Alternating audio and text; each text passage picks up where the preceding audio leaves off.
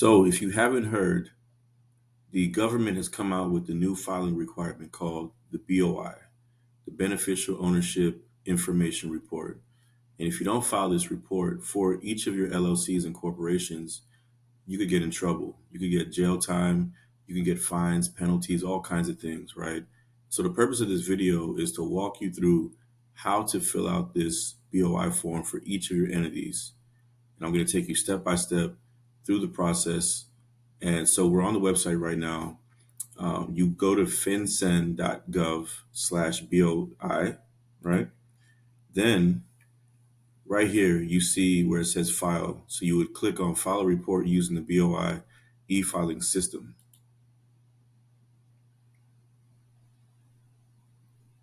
So when you come to this screen, you're going to click Beneficial Ownership Information BOI Reporting, Get Started. So it gives you two methods to file your BOI report. You could file a PDF, and so you're preparing this offline, and then I guess you'll mail it in, or you could save it as you go, and I think you can like upload it later, or you can just go directly to filing it online. If you have all your information, such as your address for your business, your personal address for your home, your EIN information for your business, all the owners of the company applicant, and we'll go through all that as we fill this out. If you already have all your information, it makes sense to go to File Online BOIR. So we click on Prepare and Submit BOIR. So now it takes us to the report. We're going to file one of our many companies that we have right now on this BOI report. So number one, it says, what's the type of filing? Is it an initial report, correct prior report, update prior report, or newly exempt entity? So for this example, we're going to do initial report because it's the first time we're doing this. So you scroll down and it gives you a Privacy Act that you need to read through. So you read through it and then you click next. So it takes you to the next page. So now it asks number 3, request to receive a FinCEN ID. So this is, you would click that if you haven't already received your ID. This is extremely important because this is your identifier for the business and for yourself. You're going to get a FinCEN ID for yourself and also for the business. So if you don't have it already, it makes sense to click that.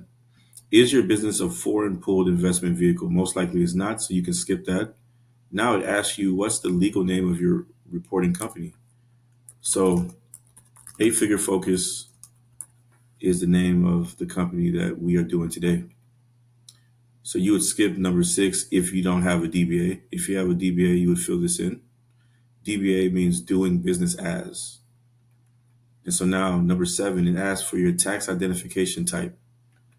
So when you look at the different options, you have EIN, Social Security number, ITIN, and foreign.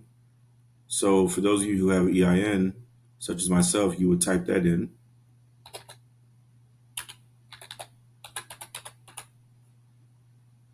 And then now it asks you for country jurisdiction, but this is only if you have a foreign EIN.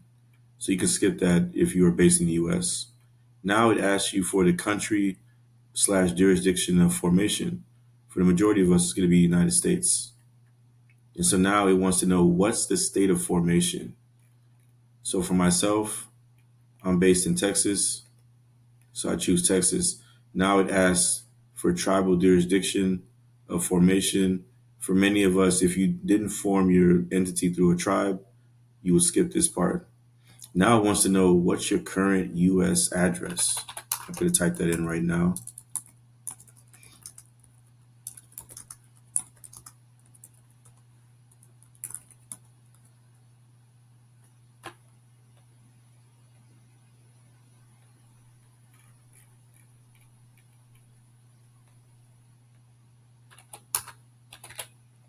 All right.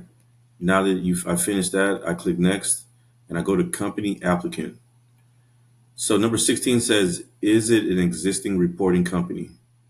So that means you would check this box if the company was formed before January 1st, 2024. So 8-Figure Focus was formed after. So we would skip that and move on to number 17. So number 17 This is the company applicant information part. So it wants to know who applied for the creation of this LLC. So if you had a company that did it for you, you cannot put the company's name. You have to put the person that did the application for you to become an LLC. For many of you, it's going to be yourself, so you can put yourself here. But if you had someone prepare your LLC or corporation for you, you'd want to put their name. So we're going to click add. Okay, we can remove company applicant number 2 because we already have only one person was the person that created A Figure Focus, which was myself, right? So if I had a FinCEN ID already, I would enter that here, but I don't have one yet. So I would fill in my personal information, my first, last name, middle name. It's not required, so I skip that, and then date of birth. Right? You want to make sure you put the slashes. Now it wants to know what is my current address. So I enter that again. This is your current personal address.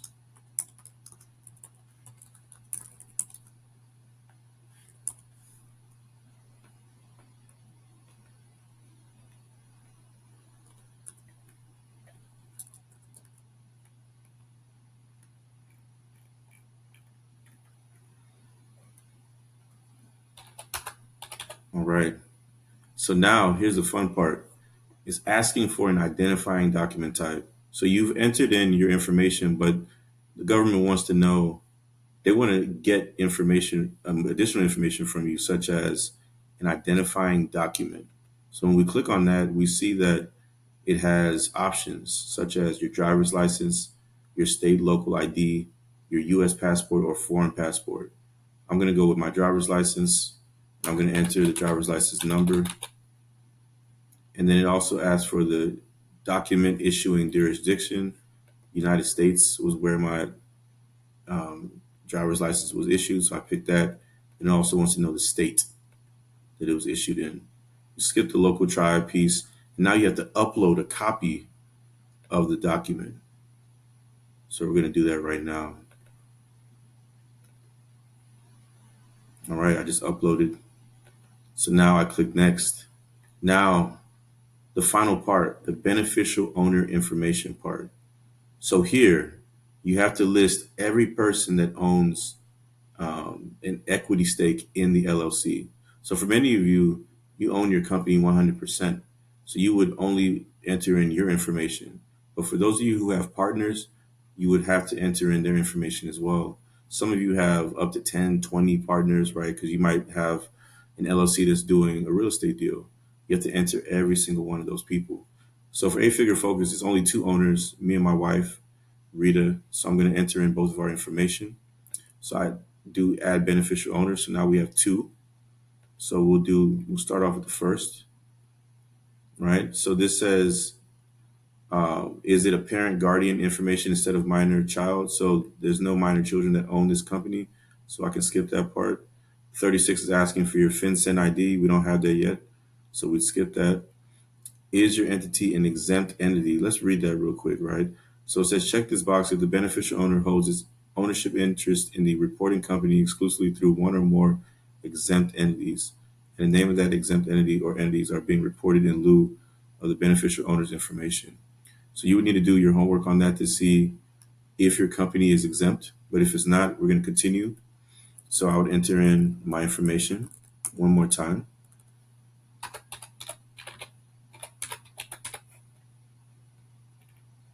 My residential information.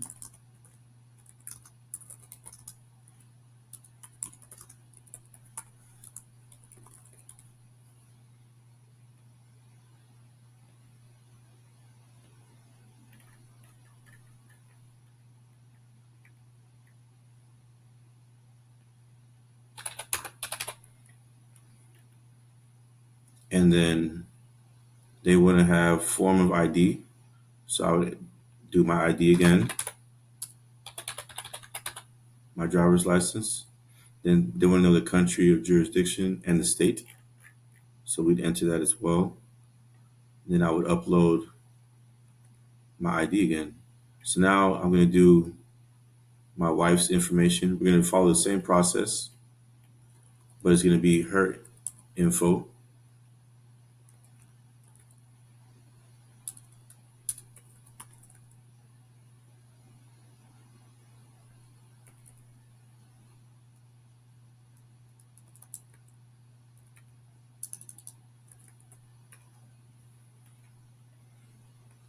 Date of birth,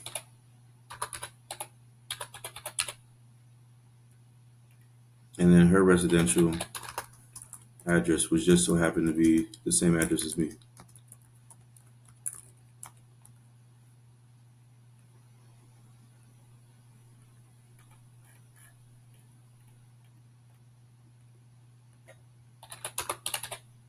Then we have to pick an identifying document for her. So we're going to use passport.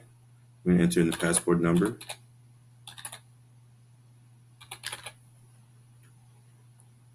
And then we're going to upload the document.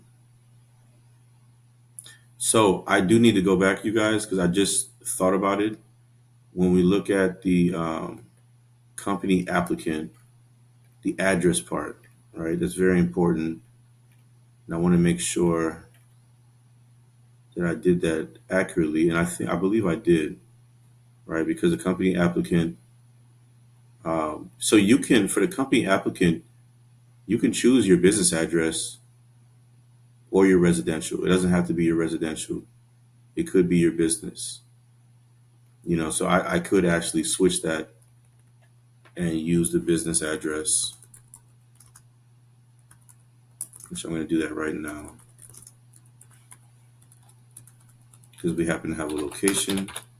If your location is your home, then you would use that. And then, yeah, I'm reviewing everything just to make sure everything's accurate.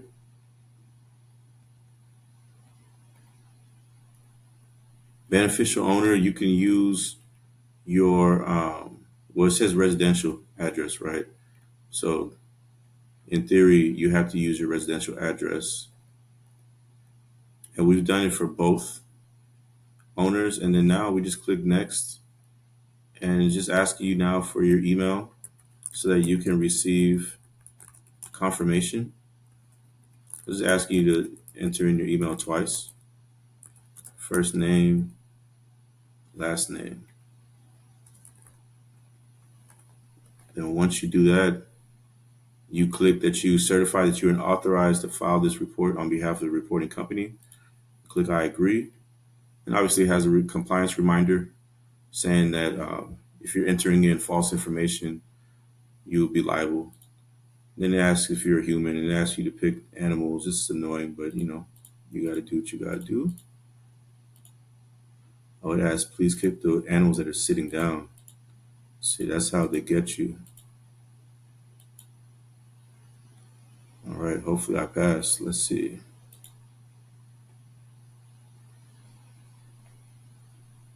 It's asking me to do it again. So each animal that is sitting or lying down.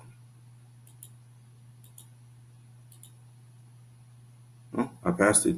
So now I click submit BOIR.